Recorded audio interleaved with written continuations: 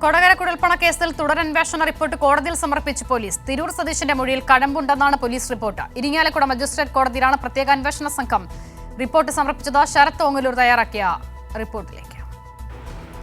അസിത, BJP ജില്ലാ കമ്മിറ്റിയുടെ മുൻ ഓഫീസ് സെക്രട്ടറി ആയിരുന്നിട്ടുള്ള തിരൂർ സതീഷിന്റെ മൊഴിയുടെ അടിസ്ഥാനത്തിലാണ് പ്രത്യേക അന്വേഷണ സംഘം ഇത്തരമൊരു റിപ്പോർട്ട് ഇരിങ്ങാലക്കുട മജിസ്ട്രേറ്റ് കോടതിയിൽ സമർപ്പിച്ചിരിക്കുന്നത്.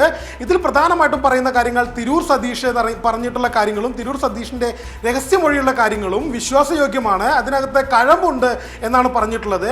തിരൂർ സതീഷ് പറഞ്ഞത് ഇപ്രകാരമാണ്: ഈ കഴിഞ്ഞ നിയമസഭാ തെരഞ്ഞെടുപ്പ് സമയത്ത് ജില്ലാ കമ്മിറ്റി ഓഫീസിലേക്ക് 9 ചാക്കുകളിലായി 6 കോടി രൂപ എത്തിച്ചുവെന്നും അത് ജില്ലാ പ്രസിഡന്റ് KK അനീഷ് കുമാറിന്റെ നേതൃത്വത്തിൽ കൊണ്ടുപോകുന്നതിന് താൻ സാക്ഷിയാണെന്നും തിരൂർ സതീഷ് പറഞ്ഞിട്ടുണ്ട്.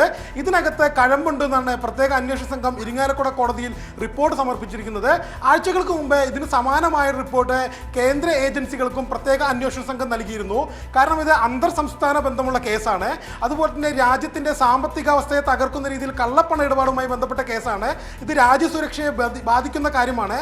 ഇത് ദേശീയ അന്വേഷണ ഏജൻസികൾ അന്വേഷിക്കേണ്ട ഒരു കാര്യമാണെന്ന് ആവശ്യപ്പെട്ടുകൊണ്ട് അന്വേഷണ സംഘം, കേരള പോലീസിന്റെ പ്രത്യേക അന്വേഷണ സംഘം EDക്കും തെരഞ്ഞെടുപ്പ് കമ്മീഷനും പരാതി നൽകിയിരുന്നു.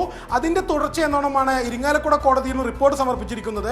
ഇതിനകത്ത് കഴിഞ്ഞ ദിവസം ED കുറ്റപത്രം സമർപ്പിച്ചിരുന്നു കൊടകര കുഴൽപ്പണ കേസിൽ. ഇതിനകത്ത് BJPയുടെ പേരോ BJP നേതാക്കളുടെ ഇതിൽ ബന്ധമോ പറയുന്നില്ല. എന്നാൽ അതിന് ഘടകവിരുദ്ധമായിട്ടുള്ള കാര്യമാണ് ഇന്ന് പോലീസ് അന്വേഷണ സംഘം ഇരിങ്ങാലക്കുട മജിസ്ട്രേറ്റ് കോടതിയിൽ നൽകിയ റിപ്പോർട്ടിലുള്ളത്. ഇതിനകത്ത് പറയുന്നത് തിരൂർ സതീഷ് മാധ്യമങ്ങൾക്ക് മുമ്പിൽ നൽകിയതും 164 ആയി കൊടുത്തിട്ടുള്ള കുന്നംകുളം കോടതിയിൽ 164 ആയി നൽകിയിട്ടുള്ള രഹസ്യമൊഴിയും വിശ്വാസയോഗ്യമാണ്, അതിൽ കഴമ്പുള്ളതാണ് എന്നാണ് പറയുന്നത്. അസിത, ശരി, ശരത് ഓങ്ങലൂരാണ് വിവരങ്ങൾ നൽകിയത്.